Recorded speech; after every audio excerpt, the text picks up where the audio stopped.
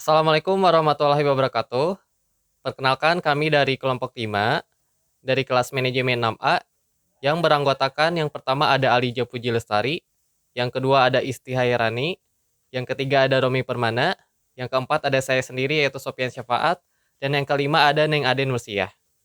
Oke, di sini kami akan menjelaskan atau memaparkan hasil diskusi kami dari mata kuliah Kapitas Lekta dan juga praktek koperasi tentang analisis faktor-faktor keberhasilan pada koperasi keluarga besar PT Dirgantara Indonesia Wahana Raharja. Baik, langsung saja kita ke pembahasan yang pertama. Baik, di sini ada faktor-faktor keberhasilan koperasi. Koperasi mempunyai peran yang sangat penting sebagai pelaku ekonomi. Maka pertumbuhan dan perkembangannya perlu mendapatkan perhatian dan ditingkatkan agar dapat memberikan pelayanan yang baik bagi para anggotanya dan juga masyarakat. Keberhasilan yang dicapai koperasi tidak semata-mata diukur dengan tingkat efisiensi koperasi sebagai perusahaan ataupun keuntungan yang didapat, melainkan diukur dengan seberapa efisien koperasi tersebut dapat meningkatkan kesejahteraan anggota dan masyarakat, serta dapat menimbulkan dampak yang baik untuk lingkungan. Keberhasilan menjadi tujuan utama setiap badan usaha, tidak terkecuali bagi koperasi. Akan tetapi, untuk mencapai keberhasilan, banyak faktor yang mempengaruhi. Hambatan yang sering dialami oleh koperasi pada umumnya adalah faktor internal seperti kemampuan SDM yang dimiliki oleh koperasi, terutama pengalaman pengurus, kesadaran dari anggota, tentang pendidikan perkoperasian, dan juga permodalan. Untuk mencapai keberhasilan suatu organisasi tidak lepas dari sumber daya yang digunakan, yaitu manusia, material, mesin, metode, uang, dan juga pasar. Di antara sumber daya tersebut, yang menjadi faktor penggerak bagi sumber daya lain adalah manusia. Oleh sebab itu, kualitas dari sumber daya manusia harus terus ditingkatkan agar organisasi dapat mencapai tujuan. Nah, ada beberapa faktor yang berpengaruh terhadap keberhasilan usaha koperasi, antara lain sebagai berikut. Yang pertama ada pendidikan perkoperasian anggota. Menurut Sudarsono, dikatakan bahwa pada gerakan koperasi, masalah pendidikan dan latihan ini sangat urgent sebab dalam penyelenggaraannya terkandung dimensi ideologi yang harus dipatuhi. Selain itu, pendidikan dalam koperasi bertujuan untuk memberikan pengertian dan kesadaran koperasi di kalangan anggota pada umumnya, termasuk pengurus, badan pengawas, dan lain sebagainya, serta untuk meningkatkan pengetahuan dan juga keterampilan personil-personil yang menangani bidang usaha. Kemudian yang kedua ada permodalan koperasi. Sumber modal koperasi terdiri dari modal sendiri dan modal pinjaman. Untuk modal sendiri dapat diklasifikasikan sebagai modal internal. Sifat dari jenis dana ini adalah tertanam untuk jangka waktu yang tidak terbatas sebab sepanjang koperasi berdiri. Dan yang ketiga ada pengalaman pengurus. Menurut Undang-Undang Nomor 25 Tahun 1992 tentang pengkoperasian dijelaskan tentang kedudukan pengurus sebagai pemegang kuasa rapat anggota dan memiliki tugas serta wewenang. Jadi, pengalaman pengurus indikatornya dilihat dari pengalaman mengelola organisasi dan usaha koperasi, lama waktu atau masa kerja, tingkat pengetahuan dan keterampilan yang dimiliki untuk keberhasilan usaha koperasi. Yang selanjutnya kriteria keberhasilan koperasi. Menurut tokoh koperasi Ibnu Sujono, untuk memahami apa yang disebut kemampuan koperasi, kita perlu menggunakan tolak ukur keberhasilan koperasi secara mikro, yaitu pendekatan dari sudut perusahaan. Yang pertama, peningkatan anggota perorangan. Pada dasarnya lebih penting jumlah anggota perorangan daripada jumlah koperasi, karena sebagai kumpulan orang, kekuatan ekonomi bersumber dari anggota perorangan. Yang kedua, peningkatan modal terutama yang berasal dari koperasi sendiri. Jumlah modal dari dalam dapat digunakan sebagai salah satu indikator utama dari kemandirian koperasi. Semakin besar modal dari dalam, berarti kemandirian koperasi tersebut semakin tinggi. Yang ketiga, peningkatan volume usaha. Volume usaha berkaitan dengan skala ekonomi. Semakin besar volume usaha suatu koperasi, berarti semakin besar potensinya sebagai perusahaan, sehingga dapat memberikan pelayanan dan jasa yang lebih baik kepada para anggota. Yang keempat, peningkatan pelayanan kepada anggota dan masyarakat. Pelayanan ini sukar dihitung secara kuantitatif. Anggota dapat merasakan efeknya dengan membandingkan sebelum dan sesudah ada koperasi. Yang kedua, pendekatan dari sudut efek koperasi. Yang pertama, produktivitas, artinya koperasi dengan seluruh hasil kegiatannya dapat memenuhi seluruh kewajiban yang harus dibayarnya. Yang kedua, efektivitas dalam arti mampu memenuhi kewajiban-kewajiban terhadap anggota-anggotanya. Yang ketiga, adil dalam melayani anggota-anggota tanpa melakukan diskriminasi. Yang terakhir, mantap dalam arti bahwa koperasi begitu efektif sehingga anggota-anggota tidak ada alasan untuk meninggalkan koperasi, guna mencari alternatif pelayanan di tempat lain yang dianggap lebih baik. Selanjutnya, sejarah koperasi keluarga besar PT Dirgantara Indonesia Wahana Raharja. Pada tahun 1980-an, PT Industri Pesawat Terbang Nusantara atau sekarang telah berubah nama menjadi PT Dirgantara Indonesia dengan jumlah karyawan mencapai 10.000 orang. Dalam upaya meningkatkan kesejahteraan dan kegotong royongan di antara para karyawan di tiap departemen, bahkan di lingkungan kerja yang paling kecil dibentuk dana kesejahteraan yang pengalokasiannya hampir mirip dengan koperasi. Karena ketika dana mengendap, para karyawan dapat meminjam dana tersebut. Pada tahun 1983, Bapak Habibie telah mengumpulkan pengurus Dharma Wanita, pimpinan perusahaan dan perwakilan karyawan. Kemungkinan terbentuklah panitia pendiri koperasi dengan pimpinan Ketua Dharma Wanita PT Industri Pesawat Terbang Nasional, Ibu Haji Ainun Habibie. Selain proses rapat-rapat sampai pada pembuatan anggaran dasar dan anggaran rumah tangga ADART, maka pada tanggal 29 April 1983 berdirilah koperasi di mana pengesahannya atau badan hukumnya dikeluarkan oleh Kantor Departemen Koperasi Kota Madya Bandung. Pada tanggal 25 Oktober 1983 dengan badan hukum nomor 7911 /BH/KWK strip 10 /1. Berhubungan dengan adanya beberapa kali perubahan nama perusahaan, maka nama koperasi pun ikut berubah. Yang semula Koperasi Keluarga Besar Nutanjo Wahana Raharja berubah menjadi Koperasi Keluarga Besar PT Dirgantara Wahana Raharja atau disingkat menjadi KKB di Wahana Raharja.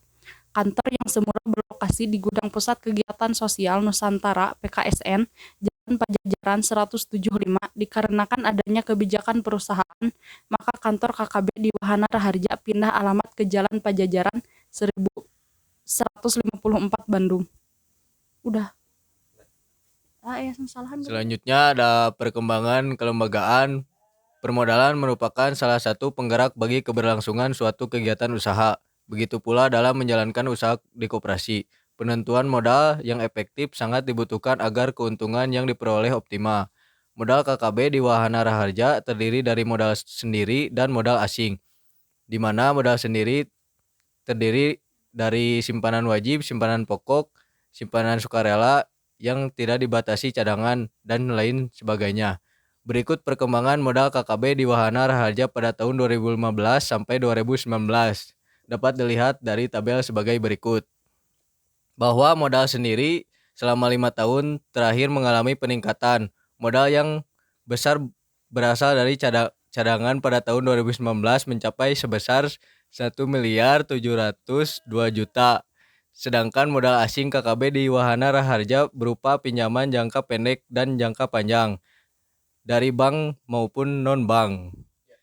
Selanjutnya ada perkembangan usaha. Kegiatan usaha selama tahun 2019 menjalankan usaha-usaha sesuai amanat RAT tahun 2018.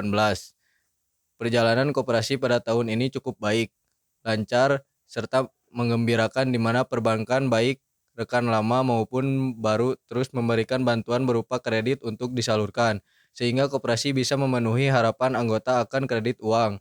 Adapun perkembangan penjualan unit usaha KKB di Wahana Raharja pada tahun 2015 sampai 2019 yaitu sebagai berikut.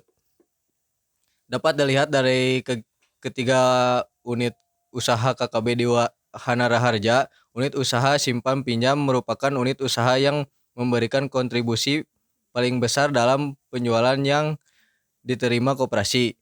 Secara berurutan, kontribusi penjualan yang paling besar diperoleh dari unit usaha simpan pinjam, STNK, SIM, dan paspor serta unit elektronik. Pada unit usaha elektronik, penjualan yang paling besar terjadi pada tahun 2015 yaitu sebesar Rp194.935. Pada unit usaha STNK, SIM, dan paspor, penjualan yang paling besar terjadi pada tahun 2017 yaitu sebesar Rp551.792. Pada unit usaha simpan pinjam paling besar terjadi pada tahun 2017 yaitu sebesar Rp23.118.312. Perkembangan anggota. Berikut perkembangan jumlah anggota KKB di Wahana Raharja pada tahun 2015 sampai 2019. Berdasarkan pada tabel di atas, perkembangan jumlah anggota KKB di Wahana Raharja dari tahun 2015 sampai 2019 mengalami fluktuasi dan pada tahun 2019 mengalami penurunan.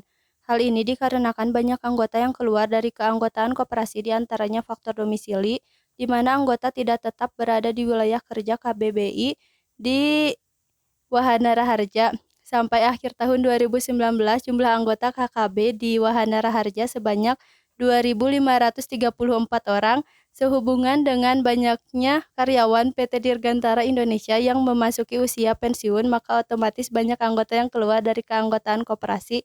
Pada tahun 2019 mencapai 174 orang. Faktor-faktor keberhasilan koperasi. Adapun faktor-faktor yang menyebabkan koperasi-koperasi keluarga besar PT Dirgantara Indonesia Wahana Raharja berhasil dalam menjalankan roda organisasinya adalah: yang pertama, pendidikan perkoperasian anggota.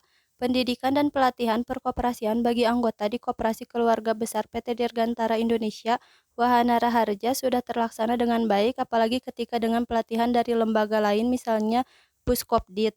Hal ini yang menyebabkan meningkatnya kesadaran berkoperasi di kalangan anggota, pengurus, dan maupun pengawas. Selain itu, dengan pendidikan perkoperasian juga menyebabkan terjadinya peningkatan pengetahuan dan keterampilan personil-personil yang menangani bidang usaha. Yang kedua, permodalan koperasi. Hal ini dibuktikan dengan terus berkembangnya sumber permodalan di koperasi. Ketiga, terjadinya perkembangan berbagai usaha yang dijalankan oleh Koperasi Keluarga Besar PT Dirgantara Indonesia Wahana Raharja. Keempat, mengatur pendanaan secara teratur. Kelima, adanya peningkatan jumlah anggota di Koperasi Keluarga Besar PT Dirgantara Indonesia Wahana Raharja setiap tahunnya. Dan yang terakhir, SDM di Koperasi Keluarga Besar PT Dirgantara Indonesia Wahana Raharja yang mempunyai pengetahuan dan pengalaman yang luas. Nah, dari pembahasan yang tadi disampaikan, dapat kita simpulkan bahwa koperasi mempunyai peran yang sangat penting bagi pelaku ekonomi. Maka pertumbuhan dan perkembangannya perlu mendapatkan perhatian dan ditingkatkan agar dapat memberikan pelayanan yang baik bagi para anggotanya dan juga masyarakat. Keberhasilan yang dicapai koperasi tidak semata-mata diukur dengan tingkat efisiensi koperasi sebagai perusahaan ataupun keuntungan yang didapat, melainkan diukur dengan seberapa efisien koperasi tersebut dapat meningkatkan kesejahteraan anggota dan masyarakat, serta dapat menimbulkan dampak yang baik untuk lingkungan. Berdasarkan hasil analisis yang kami lakukan, dapat diambil kesimpulan bahwa koperasi keluarga besar PT Dirgantara Indonesia Wahana Raharja merupakan tipe koperasi yang berhasil. Hal ini dapat dibuktikan dengan beberapa faktor, yaitu terlaksananya pendidikan perkoperasian bagi anggota, meningkatnya permodalan di koperasi, berkembangnya berbagai usaha yang dijalankan koperasi, bertambahnya jumlah anggota koperasi di setiap tahunnya, SDM koperasi yang mempunyai pengetahuan serta pengalaman yang luas, dan melakukan pendanaan secara teratur. Nah, selanjutnya saran. Nah, saran yang dapat kami berikan untuk koperasi PT Dirgantara yaitu banyaknya pembelajaran yang bisa diambil dari berhasilnya koperasi keluarga besar PT Dirgantara Indonesia Wahana Raharja dalam menjalankan roda organisasinya. Namun di sini kami akan memberikan beberapa saran untuk membangun perkembangan perkoperasian ke depannya, antara lain sebagai berikut.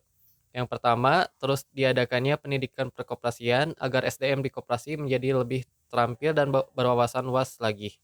Yang kedua, koperasi sebagai guru perekonomian dipertahankan lebih bagus lagi dengan cara modern atau memanfaatkan teknologi secara maksimal, sehingga mempermudah masyarakat untuk mengenal lebih dalam mengenai koperasi. Yang ketiga, koperasi diharapkan meningkatkan pelayanan kepada anggota agar anggota tetap loyal dan setia, sehingga dapat memberikan kontribusi yang baik bagi koperasi. Oke teman-teman, cukup sekian presentasi yang dapat kami sampaikan. Semoga presentasi kami bisa bermanfaat.